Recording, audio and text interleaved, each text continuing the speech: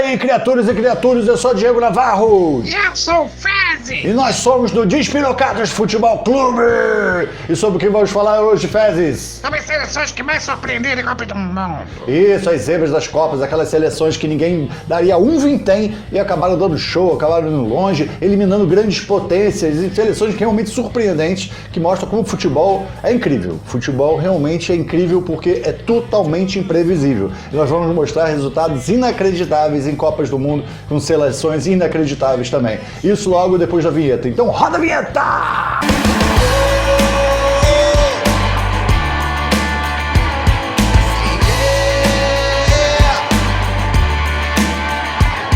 É isso aí, criaturas. Antes de qualquer coisa, dá sua curtida. Não se esquece de se inscrever. Tem muita gente aí que tá vendo todos os vídeos, tá gostando e tudo, mas não se inscreve. É importante se inscrever, é importante fortalecer o canal, é importante você ter essa ligação com o canal também. Então não deixe de se inscrever. Se inscreve aí, valeu? E a gente tem sempre o hábito, a gente se amarra no top 10, né? Tudo pra gente é top 10. Fazer um top 10 das piores bufas que você já soltou gravando vídeo. Ah, é, né, filho da mãe? Então eu ia fazer um top 10 de quantas bundas você ia limpar se eu não trouxesse pro YouTube, viu? É, virou youtuber famoso agora, é um astro da internet, ia estar limpando bunda essa hora. Fica fazendo piadinha com mim que eu troco você por um papel toalha. Olha só, a gente gosta de um top 10, mas dessa vez a gente livrou vocês de um top 10, então não vai ter top 10, mas nós vamos citar as seleções que... As seleções mais maneiras, na verdade, porque são aquelas seleções que você não torce contra nem torce a favor, acaba torcendo a favor ao longo da Copa do Mundo, porque no início você não fede nem cheira pra você e você acaba adorando, se apaixonando por essa seleção, torcendo por ela e elas acabam marcando muito as Copas do Mundo. Você lembra de uma Copa do Mundo, eu penso na Copa de 90, eu lembro logo da seleção de Camarões.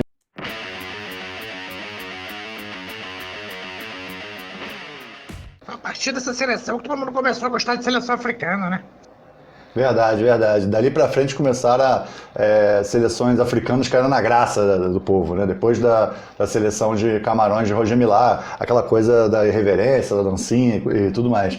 E a seleção de Camarões foi muito interessante, essa seleção, porque ela estreou contra os campeões do mundo, né? Contra a Argentina. E venceram com 1-0 o gol de Omambi Wiki, que deu um salto para cabecear, que hoje em dia é normal, porque a gente assiste Cristiano Ronaldo, né? Cristiano Ronaldo, ele pula a altura de um prédio de 3 andares para cabecear uma bola. Incrível a impulsão daquele cara. E o Omambi Wiki fez algo parecido naquele jogo e alcançou uma bola inacreditável e o goleiro Goicoechea não conseguiu pegar da Argentina. E ali já foi a primeira surpresa, né? Os campeões do mundo perdendo a partida. E dali em diante, Camarões começou a embalar vitórias e com uma peculiaridade, que era um jogador já muito mais velho, com o Roger Milá, que entrava sempre no segundo tempo e era ele a arma mortal do time. O craque do time estava no banco, porque ele não tinha condições físicas para ficar o jogo inteiro. Então ele entrava e metia gol e jogava demais. O ápice do time de Camarões, da seleção de Camarões, era sempre quando o Roger Milá entrava em campo. Camarões venceu a Romênia por 2-1, 2 gols de Roger Milá. Depois tomou a goleada da União Soviética na primeira fase, mas se classificou assim mesmo, e teve o jogo mais maneiro da Copa do Mundo, que foi Camarões e Colômbia nas oitavas de final. Por que tão maneiro? Porque ali estavam os dois personagens mais interessantes da Copa do Mundo, que era o Roger Milá e o goleiro da Colômbia, o Higuita. Lembra do Higuita? Ah, isso aí era muito maluco, aquele maluco mesmo, cara. O Higuita, pra quem não sabe, caso alguém não saiba, o Higuita, ele na primeira fase da Copa do Mundo, ele pegava a bola e saía driblando os atacantes no meio de campo. Levava a bola até o meio campo, driblando totalmente à toa. E todo mundo passou a Copa do Mundo, a primeira fase da Copa do Mundo, torcendo pra uma hora ele perder aquela bola e o cara fazer um gol, o atacante fazer um gol vazio. E isso acabou acontecendo justamente nesse jogo contra Camarões, em que ele foi tentar driblar o Roger Milá, e aí o Roger Milá tomou a bola dele, marcou um gol com um gol vazio, que era tudo que todo mundo queria ver. Muito maluco, né, cara?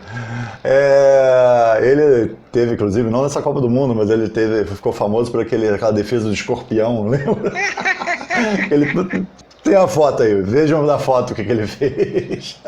Muito maluco, cara. O Camarões saiu super honrado nas quartas de final, jogando de igual para igual com a Inglaterra, e o legado de Camarões nunca mais vai acabar.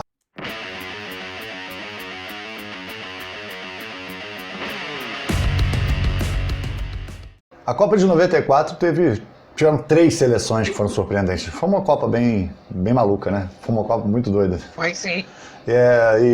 E foi... Muito calor também.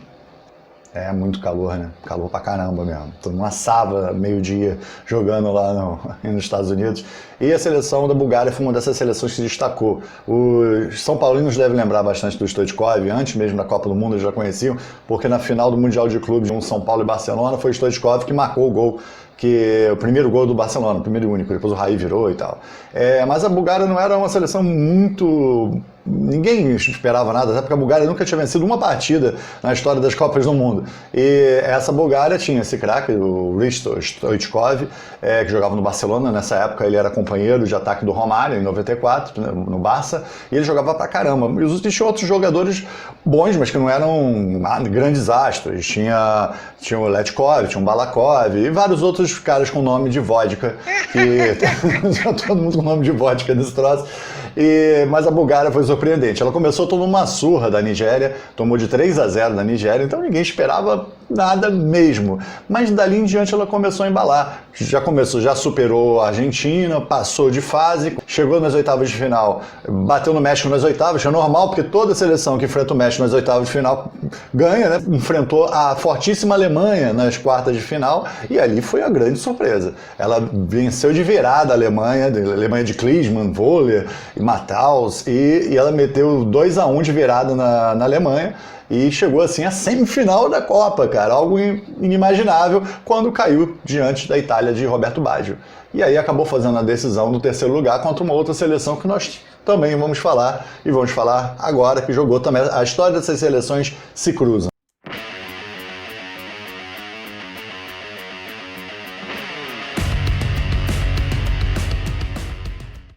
A seleção da Suécia de 94 também foi uma surpresa. Ela tinha alguns jogadores realmente muito interessantes na Copa do Mundo, mas todo mundo lembra muito do Thomas Brolin, que já era titular da seleção da Suécia desde a Copa de 90. Mas ninguém sabia que tinham outros jogadores ali também, inclusive no ataque, que eram muito interessantes, como o Kennedy Anderson e o Darling.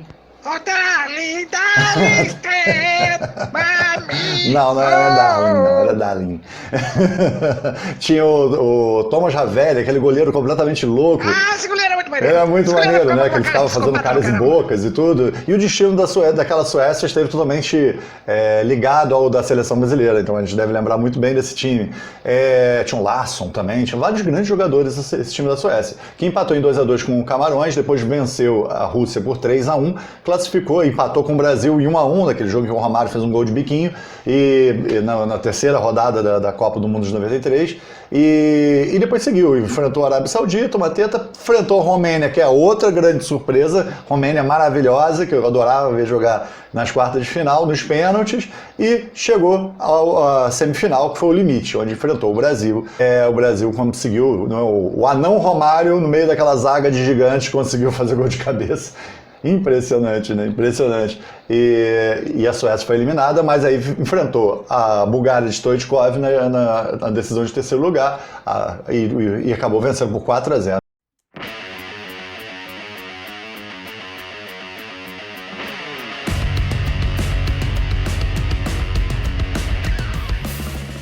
A Romênia foi uma dessas maluquices de Copa do Mundo, né? Porque a Colômbia chegou respaldada por ter sido a seleção que meteu 5 na Argentina um ano antes, nas eliminatórias, lá em pleno Monumental de Núñez, com Rincón, Asprilla, todo mundo esperava demais, muita coisa da Colômbia. Isso no mesmo grupo da Romênia. A Suíça tinha um ataque de Sutter e Chapuisat, que era considerado também, a Suíça era considerada uma candidata zebra na Copa. Acabou que as duas não fizeram nada demais. A Colômbia foi um desastre e a Suíça passou de fase, mas não foi muito longe. E quem deu um show mesmo foi a Romênia. Romênia, que o grande craque da seleção romena, que foi um dos maiores jogadores da Copa do Mundo, ele jogava no Brescia, da Itália. Ele nem era um grande astro. Depois disso, ele foi contratado pelo Barcelona logo depois e não fez nada no Barcelona.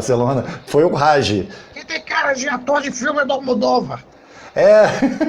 Tinha cara de ator do Almodóvar, do filme de Almodóvar, era mesmo, cara. E tinha o Raduciu, que era reserva no Milan. Não era um jogador tão badalado assim. E a Romênia deu um show e fez uma primeira fase maravilhosa, chegou às oitavas de final contra a Argentina, onde foi um jogaço, que a Argentina tinha acabado de perder o Maradona por doping, e naquela partida incrível, a Romênia venceu por 3-2 a Argentina nas oitavas de final, com um show de lançamentos incríveis do Raj, uma maravilha. E eles chegaram nas quartas de final, enfrentaram a Suécia, num jogaço, que acabou indo para os pênaltis, onde a Romênia sucumbiu diante da Suécia.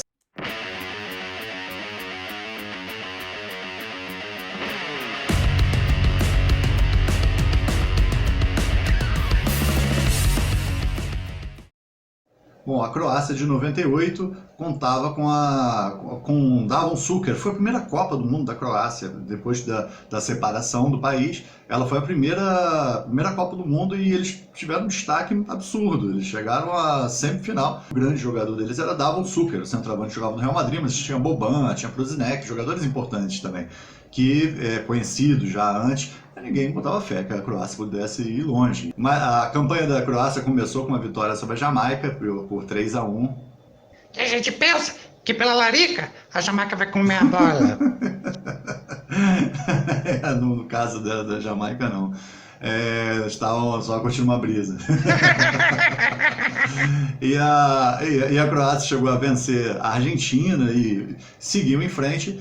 Chegou a cruzar nas quartas de final com a Alemanha, meteu 3-0, implacáveis 3-0 na Alemanha. A Alemanha também gosta de perder nas quartas de final por uma surpresa, né?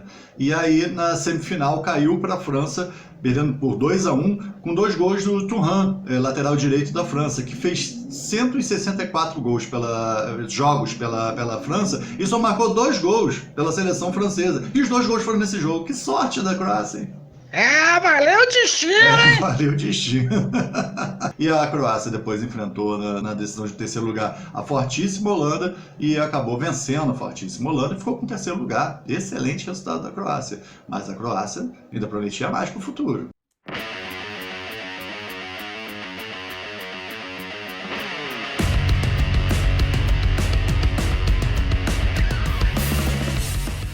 Aí olha, curioso, 20 anos depois a Croácia vai além, chega à final da Copa do Mundo. De novo, o maior jogador, o grande craque do time, joga no Real Madrid. Lá era o Šuker, que jogava no Real Madrid, agora é o Modric, que jogava no Real Madrid também, em 2018. E a seleção da Croácia, antes da Copa do Mundo, enfrentou o Brasil no amistoso, tomou de 3-0 e o time da Croácia não parecia nada, cara. Parecia que estava escondendo o jogo, porque quando começou a Copa do Mundo a história foi totalmente diferente. Venceu os 3 primeiros jogos do grupo, chegou até a Inglaterra na semifinal da Copa do Mundo e fez a final contra a França de Mbappé e acabou perdendo de 4-2. Mas, cara, sinceramente, não parecia que era possível a Croácia chegar nem perto, fazer nada nem perto daquilo.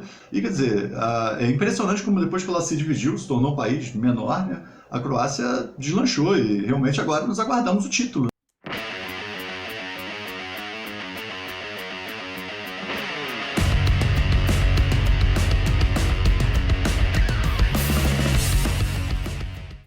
Essa seleção tinha que estar na lista porque ela foi a primeira, foi a pioneira nessa coisa de ser uma mega surpresa. Tivemos os Estados Unidos vencendo a Inglaterra lá na Copa do Mundo de 50, mas foi um jogo isolado. Mas a Coreia do Norte ela foi uma surpresa incrível em 66. Seria surpresa em qualquer época, né? Mas foi uma surpresa incrível de 66 porque ela derrotou a Itália. Ela derrotou a potência Itália e conseguiu passar da primeira fase, onde ela encontrou, e ela já caía direto nas quartas de final, né? Ela não tinha oitavas de final nessa época, e ela se encontrou com Portugal de Eusébio, né? Uma das melhores seleções de Portugal de todos os tempos, e ela saiu ganhando de 3-0. Estava com um placar de 3-0 e tomou uma virada para 5-3. Então foi um jogo histórico também que a Coreia do Norte fez contra o Portugal de Eusébio e caiu nas quartas de final da Copa de 66. Então fica aí o destaque. Tiago, Oi. segundo estatísticas, os norte-coreanos são os que têm o menor badalo em média no mundo. É mesmo? Eu devia tomar o que a gente está oferecendo aí no link, né? O super cavalo, que aumenta o amigão em alguns centímetros, 4, 5 centímetros geralmente. Então, no caso deles, vai dobrar de tamanho. 4, 5 centímetros vai dobrar.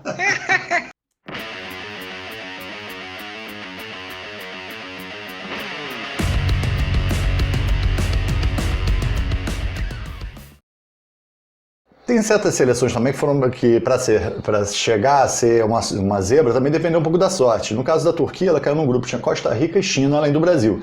Não era tão difícil ela chegar em segundo lugar nesse grupo, né? Então foi o que ela conseguiu chegar, inclusive foi prejudicada no jogo contra o Brasil. Mas depois ela enfrentou o Japão e Senegal para chegar à semifinal da Copa do Mundo, com o atacante Hassan Sars. Isso parece nome de doença, cara. Parece nome de doença mesmo. Deus me livre, já tá bom de vírus já. Não precisa ter um Hassan Sars da vida pra gente. Hassan Sars 19. Não precisa disso não. E aí enfrentou o Brasil na semifinal de novo, quando fez um bom jogo e perdeu aquele biquinho do Ronaldinho. A Turquia ficou nas semifinais e acabou ficando em terceiro lugar, derrotando a seleção da Coreia do Sul, que é justamente a próxima seleção que nós vamos falar agora.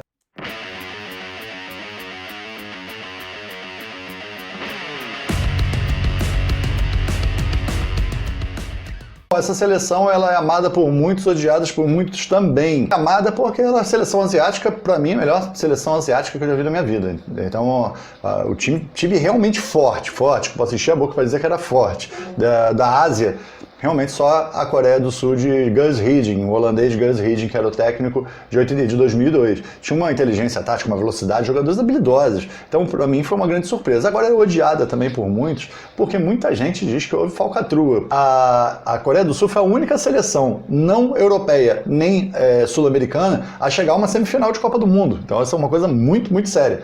E teve grande influência. O erro de arbitragem nas oitavas de final favorável a ela contra a Itália, o erro absurdo contra a Espanha, porque na época tinha o Golden Goal, né, que era a morte súbita.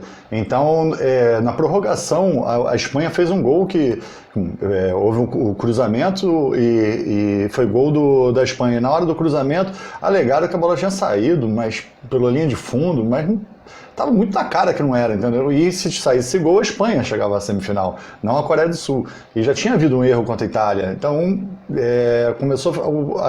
muita gente fica na dúvida se houve alguma sacanagem ou não ali da arbitragem. Eu acho que teve sacanagem. Você acha que houve?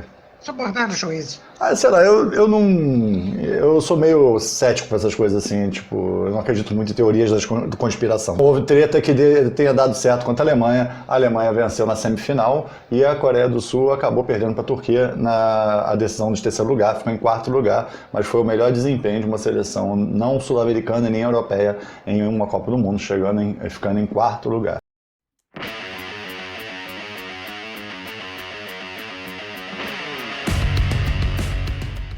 Ela passou pela primeira fase pela Sérvia e pela Austrália e depois perdeu para a Alemanha. Aí enfrentou os Estados Unidos e venceu nas oitavas de final. E enfrentou nas quartas de final o timaço do Uruguai, de Forlán, Cavani, Soares, Lugano, timaço do Uruguai. E mesmo assim fez um partidaço. E estava jogando em casa, né? Vamos dizer, no continente africano, levando o peso de toda a torcida africana. O detalhe mais emocionante que o jogo estava empatado, foi para a prorrogação. E no finalzinho da prorrogação, o Gana chuta, não tinha mais goleiro, o goleiro estava fora do gol, e Luizito Soares, o Fred Mercury, uruguaio, foi lá e deu um soco na bola dentro quase da linha do gol. E aí teve pênalti, o Soares expulso, sai chorando, aquele desespero todo, e o Gana ia bater o pênalti e pronto, ia acabar a Copa do Mundo ali para o Uruguai, certo?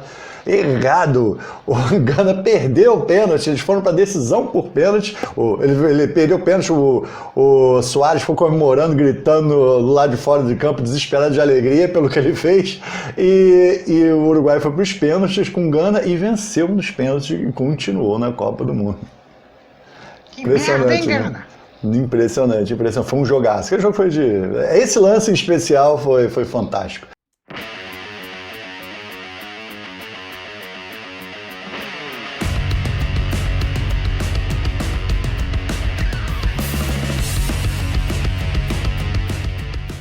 Nunca mais eu duvido de alguma coisa no futebol. Quando saiu o sorteio da Copa do Mundo de 2014, do grupo D, que tinha Uruguai, Inglaterra e Itália, e Costa Rica, eu fiquei impressionado pela dificuldade do grupo, né? Um grupo terrível para todos eles que estavam ali, mas principalmente para Costa Rica. Eu lembro que muitos comentaristas zombaram da Costa Rica, né? Assim como eu também. O primeiro pensamento que teve em todo mundo foi pobre da Costa Rica, que é o que ela vai fazer na Copa do Mundo. Vai ser espancada na Costa Rica, 3 derrotas, vai tomar goleada pra caramba, vai sair com um saldo negativo de 30 daqui. E foi totalmente ao contrário, aconteceu. A Costa Rica venceu a Itália, venceu o Uruguai, empatou com a Inglaterra, fez uma campanha incrível, terminou em primeiro lugar do grupo. Isso realmente impressionante, né, cara? Impressionante. Aí depois pegou a Grécia e teve uma certa dificuldade nos pênaltis, mas passou e chegou nas quartas de final, jogando um bom futebol. Se não fosse um bom futebol, nem empatava com a Holanda e ia para os pênaltis. Com a Holanda nas quartas de final. Por pouco a Costa Rica não chega a semi, cara. Perdeu nos pênaltis para a Holanda. É impressionante, cara. Nunca mais eu duvido. O grupo da morte, na verdade, foi morto pela Costa Rica. E foi impressionante o resultado. Esse foi mesmo. Impressionante mesmo. Eu não duvido de mais nada no futebol. Tudo é possível, tudo pode acontecer.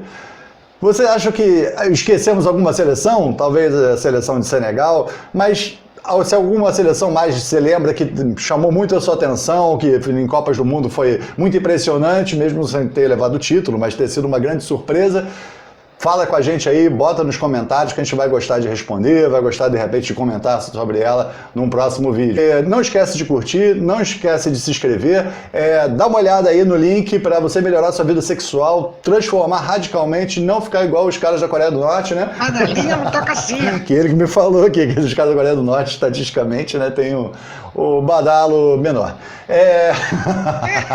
Então, galera, fica aí muito obrigado por terem visto até aqui, e fica aí com mais uma frase, que sempre bota frases bonitas do futebol, frases inesquecíveis que todos gostariam de esquecer. Então, fica com mais uma e até o próximo vídeo, criaturas. Ihu! Valeu! Valeu, galera! Frases inesquecíveis que adoraríamos esquecer. Que interessante, aqui no Japão só tem carros importados. Nunes, ex-jogador.